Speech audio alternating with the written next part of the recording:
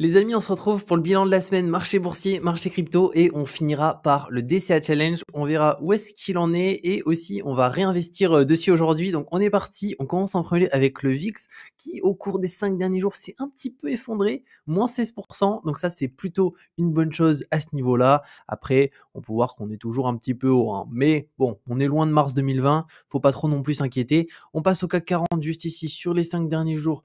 On est sur une légère hausse, 1,65%. Le S&P 500, juste ici, on est sur 1,37%. Donc globalement, le VIX baisse. On a les marchés CAC 40, S&P 500, donc pour le marché français et américain, qui sont dans le vert cette semaine. Maintenant, si on rentre un petit peu plus en détail sur la map du S&P 500, alors qu'est-ce que ça a donné? Eh ben, globalement, ça s'est plutôt bien passé. On a une map qui est majoritairement dans le vert, pas trop de rouge. Donc, c'est plutôt pas mal à ce niveau-là, au niveau des actions du S&P pour cette semaine. Après, on passe aux actus avec la Deutsche Bank qui potentiellement peut se retrouver en difficulté. Alors, est-ce qu'elle va subir le même sort que Crédit Suisse et SVB? Espérons pas, parce que sinon, pour les marchés boursiers, ça va pas être une bonne nouvelle. Par contre, pour les marchés crypto, notamment pour le Bitcoin, potentiellement une nouvelle qui peut le faire un petit peu monter. Et si on regarde un petit peu qu'est-ce que ça donne, la probabilité de faille est de plus de 27%. Donc, à voir ce que ça va donner. Et d'ailleurs, ils ont mis une probabilité de défaut aussi, mais pour la Société Générale de 13%. Donc, visiblement, pour les banques françaises, ça a l'air d'aller pour le moment. Après, encore une fois, ça peut aller très très vite et qui sait, on va entendre parler au cours des prochaines semaines de banques en difficulté. Mais la Deutsche Bank, ça serait vraiment catastrophique parce que c'est la plus grosse banque d'Allemagne. Donc, ça ferait vraiment trembler le monde de la finance si on a une banque comme celle-ci qui se retrouve en grosse difficulté et qui a une défaillance à ce niveau-là. Ensuite, on passe aux actualités en fin de semaine. Alors vendredi 31 mars, on va avoir pas mal de news importantes qui risquent d'avoir un impact sur les marchés. Donc l'indice des prix PCE, le revenu personnel, donc ça c'est des ménages aux États-Unis, et les dépenses personnelles des ménages aux États-Unis. Donc on en parlera de toute manière au sein du prochain bilan de la semaine qui se fera le dimanche. Après, on passe à Orpea, l'action Orpea. Alors qu'est-ce que ça a donné sur les 5 derniers jours? Eh ben on est moins 10,37%. Franchement, l'action ne s'arrête pas de baisser. On est dans une descente, dans un toboggan géant. Et pour le coup, on est à moins 97,79. On n'est pas très loin des moins 98%. C'est ouf parce que semaine après semaine, vraiment, mais ça dégringole. C'est-à-dire que je crois que quand j'ai commencé à l'intégrer au sein des bilans de la semaine, on était à moins 92. Là, on est à quasiment moins 98. Donc, on est vraiment sur un couteau qui tombe petit à petit des plus bas de plus en plus bas. Donc, pour l'instant, il n'y a aucune chance que cette action remonte un jour. Ensuite, on passe à notre euro-dollar. Alors, qu'est-ce qui donne notre euro? Alors, ça peut faire peur, c'est sur une journée, on peut voir la volatilité de notre euro-dollar. Alors, on va se mettre sur une semaine, et ben on est sur 1,38. Donc ça, c'est plutôt cool. Notre euro est actuellement à 1,07 juste ici. On peut voir, hein, il y a une volatilité qui est dingue, hein. On était quasiment à 1,10, là on passe à 1,07. Après, sur un an, on est toujours malheureusement en négatif. Sur 5 ans, on est toujours bien en négatif. En 2018, on avait un euro qui était à 1,23 ici. Là, actuellement, on est à 1,07. Mais il faut voir le positif. On peut voir que sur 6 mois, ça commence un peu à remonter. Donc maintenant, il faut croiser les doigts pour que ça continue sur cette lancée. Après, on passe aussi à la première brique. Alors, je l'intègre au sein du bilan de la semaine. N'hésitez pas à me dire si vous voulez que je le laisse ou pas, dès qu'il y a des projets. Donc là, j'ai vu qu'il y a 3 projets la semaine prochaine qui ont été indiqués. Donc, on a 2 projets ce lundi 27 mars, donc un à 10h, un ici qui est à 14h, avec des projets, des collègues qui sont quand même assez cool, 407 000. Donc, ça risque de partir très rapidement. Mais globalement, certains vont avoir la possibilité d'investir. Moi, ça va être galère parce que là, j'ai vu, je suis groupe 3. Donc, groupe 3, je pense, vu que c'est pas des collectes à 1 million, même si je souhaite investir 50 euros, 100 euros, ça va être très galère.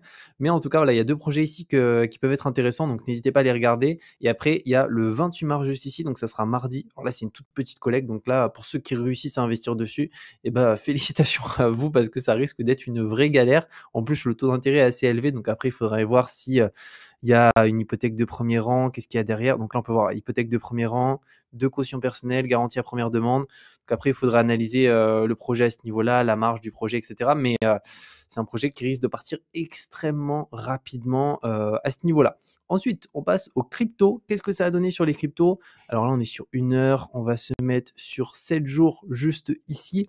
Alors le BTC plus 2,8%, ETH 0,54, XRP a complètement pété à ce niveau-là. Donc on est à plus 22,20 ici et après, on a quelques cryptos qui sont dans le rouge ici. Bien entendu, après on va faire le DCA, on va voir ensemble qu'est-ce que ça a donné au niveau du DCA et aussi très intéressant, la Bitcoin dominance ici, on peut voir qu'elle est hyper élevée actuellement, on est à 47,44% et on peut voir qu'à chaque fois on avait été rejeté, sur les différents mois. Ici, on était en juin, on avait fait globalement une mèche à 48 et on avait été rejeté. Très souvent, bon, peut-être ça sera pas le cas cette fois-ci, mais lorsqu'on a la Bitcoin dominance qui est élevée et que après, bah, elle est rejetée à un certain niveau, bah, ce sont les altcoins après qui en profitent. Donc à voir si ça sera le cas juste ici. Et là, ici, la Bitcoin dominance, on était à 47,66.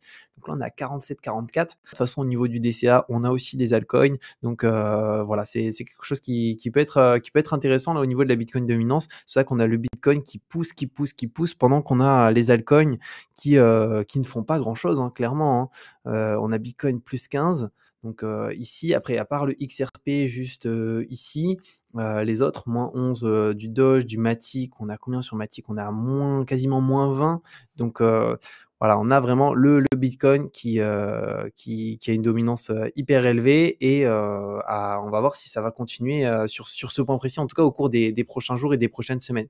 Après, on passe ici aux actus crypto. Le gouverneur de Floride envisage l'interdiction des monnaies numériques de banque centrale MNBC. Donc, il y en a qui sont contre, donc au niveau des gouvernements. Donc ça, c'est plutôt une bonne chose parce que ça serait franchement, je sais pas ce que vous en pensez à ce niveau-là, mais ces monnaies de banque centrale, c'est vraiment, je pense, la pire chose parce que vraiment, on peut tout tracer. On va acheter une baguette, peu importe ce qu'on fait, tout sera tracé à ce niveau-là. Donc, ça serait quelque chose qui serait assez inquiétant. Mais il y a pas mal d'États qui sont pas pour. Donc, on verra ce que ça donne. Et il y a pas mal d'articles d'ailleurs sur Cryptost par rapport à ça. N'hésitez pas à aller voir pour ceux que ça intéresse directement. Après, on a l'adoption Bitcoin. 50% des utilisateurs crypto du monde sont en Inde. Donc ça, c'est assez fou. Je pensais que c'était peut-être aux US et en fait, non, c'est en Inde. Et au niveau du nombre d'utilisateurs, alors je crois que c'est indiqué, c'est 156 millions d'utilisateurs de crypto en Inde juste ici, alors que les US, c'est 29 millions, la Russie 10,6 et le Japon 4,4. Bon, la France, nous, on doit être bien derrière encore, mais l'Inde, c'est quand même du coup un acteur majeur au niveau en tout cas des utilisateurs avec 50% des utilisateurs qui sont en Inde à ce niveau-là. Maintenant, on repasse à notre DCA et ce que je vais faire, c'est que je vais partager mon écran parce que j'ai installé une application qui permet de traquer le DCA. Comme ça, on va voir qu'est-ce que ça a donné à ce niveau-là. Et juste avant, ici, du coup, on est sur la mind map du DCA actuel. Donc, on a les différentes proportions juste ici. Donc, en réalité, c'est pas 200 € qui sont investis, c'est 200 $. Donc, ça fait un petit peu moins que 200 € actuellement. Et donc, on va le continuer. Je vais partager mon écran et je vous l'affiche. Donc là, on est sur mon écran. Donc, je le mettrai à l'écran à gauche ou à droite. Et ici, on peut voir qu'est-ce que ça a donné. Alors, actuellement, le portefeuille est de 182,95 €. On a une performance de moins 2,80%. Alors, le DCA a commencé il y a une semaine. Hein, donc, même si je mets sur un mois, sur tous, on reste à moins 2,80%. Ça fait moins 5,26 euros. Et au niveau des cryptos, on est dans le rouge quasiment de partout, mis à part le Cardano juste ici. Donc ça, c'est une bonne chose qu'on soit dans le rouge parce que on fait un DCA et c'est dans ces moments-là qu'on va pouvoir renforcer certaines positions. Et plus ça va baisser, plus on va acheter sur ce point précis. Donc semaine prochaine, pareil, on continue le DCA chaque semaine et on va le suivre mois après mois, année après année à ce niveau-là. Donc voilà par rapport à notre application. Et maintenant, on va se retrouver directement sur l'achat de nos différentes cryptos. Donc pour ça, j'utilise Bybit. Donc pour ceux qui n'ont pas un compte Bybit, d'ailleurs actuellement, ils ont passé, il y a une offre actuelle où c'est 50 $ d'USDT offert lorsqu'on ouvre son compte. L'ouverture du compte, elle est gratuite. Et aussi, comme je l'avais mis ici, moi je les utilise pour le DCA parce qu'en fait, en termes de frais, c'est vraiment top. C'est-à-dire que là, on va dire que si j'investis 200 € par semaine, ici, c'est les frais, donc 0,10% de frais. Donc 0,10%, ça fait que globalement, je vais avoir 20 centimes. Donc c'est vraiment extrêmement intéressant à ce niveau-là. 20 centimes de frais pour 200 € d'investissement.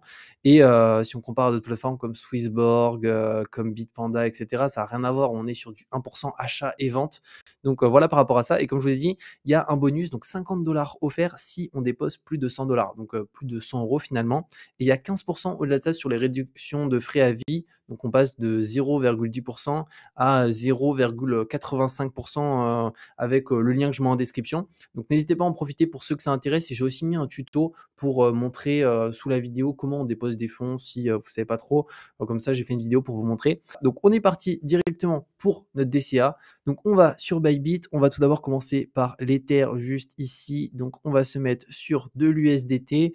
Donc Ether, on a dit qu'on est sur 40% actuellement de notre DCA. Donc ça correspond à 80 € par semaine juste ici. Alors dans l'idéal, il faudrait mettre en ordre limite, mais là je veux que ça s'exécute automatiquement. Donc on va se mettre au marché, mais on pourrait optimiser un petit peu plus. Donc 80 USDT, on va mettre ça ici. Acheter ETH, juste là. Valeur de l'ordre 80 USDT. Ok, c'est parti. Donc pour le TH, c'est bon. Ensuite, on passe au BTC. Donc on va se mettre juste ici le BTC. On a dit que là, on était sur 60 €. Donc on va se mettre sur 60. Acheter BTC juste ici. Voilà. Ensuite, on avait quoi comme autre crypto? Le BNB juste ici. Donc c'est parti. On va modifier. On va se mettre sur le BNB. Alors, je ne le vois pas. Je vais l'ajouter là. BNB. Et là, on est sur un pourcentage de 14 €. Après, bien entendu, au niveau de ce DCA, on modifiera potentiellement un petit peu plus tard. Je pense qu'on modifiera certains éléments un petit peu plus tard. Mais pour le moment, je reste sur cette répartition. Donc 14 $ de BNB. Ok, c'est parti. Ensuite, on a du Atom. Donc Atom, on est sur 8 € de Atom, enfin 8 $. Atom, juste ici. On va partir sur 8. Voilà. Ensuite, on passe à Matic. Matic, on est sur 8 aussi. Alors Matic, juste là, on va se mettre sur 8 USDT. Nickel. Ensuite, on passe à Elrond, donc EGLD 4%. Donc c'est parti. On va l'indiquer ici. EGLD, donc 4%. C'est un projet que j'aime beaucoup, Elrond en plus. Ok, acheter EGLD. Ensuite, Solana, on est à 8 aussi, donc on va se mettre dessus. Tac, acheter Sol. Donc ADA, on est sur 8 aussi. C'est parti. Tac. Et ensuite, on finit par le Dogecoin, 6 € sur le Dogecoin, enfin 6 $. Dogecoin, donc on est parti, 6 $, acheter Doge. Et d'ailleurs, un point important aussi, c'est que, en fait, là, moi j'achète, c'est vrai, en USDT, mais je devrais même acheter en USDC. Bon, après, les frais sont très faibles. Il y a 20 centimes pour 200 € d'achat sur Bybit, mais il y a même 0 € de frais si on achète en USDT. Donc, alors, on va essayer de se mettre sur USDC, voilà, et on peut voir que ici, il n'y a aucun frais en fait sur toutes les cryptos lorsqu'on achète via de l'USDC. Donc ça me permettrait d'économiser, imaginons ces 20 centimes sur ces 200 €. Donc ça peut être cool. Mais après, voilà, donc ça dépend des stablecoins qu'on utilise. Et je crois qu'on a fini notre liste d'achat. Donc nos ordres actuels, là, on n'en a pas. Et juste ici, donc on peut voir ici, c'était notre premier achat qu'on avait fait. Juste là. Donc là, on a pu acheter un petit peu plus de Dogecoin parce que pour le coup, on a le Dogecoin qui a un peu baissé. Donc voilà par rapport à ça, les amis. J'espère que ce bilan de la semaine, marché boursier, marché crypto et ce DCA Challenge vous a plu. N'hésitez pas, si vous avez la moindre question, à la mettre en commentaire à ce niveau-là. Et comme je vous ai dit, je vous mets un lien pour ceux qui souhaitent faire le DCA Challenge en même temps, directement pour ouvrir un compte Bybit et avoir 50 $ offerts d'USDT lorsque on ouvre son compte et qu'on dépose plus de 100 € sur la plateforme. Enfin, si on dépose 100, je crois que c'est 101 €, ou même c'est peut-être 100. Imaginons 101 € sur la plateforme. Pour le coup, il y a 50 $ d'USDT offerts. Il y a aussi 15% de réduction sur les frais de transaction à vie. Et je vous dis à très bientôt pour une nouvelle vidéo.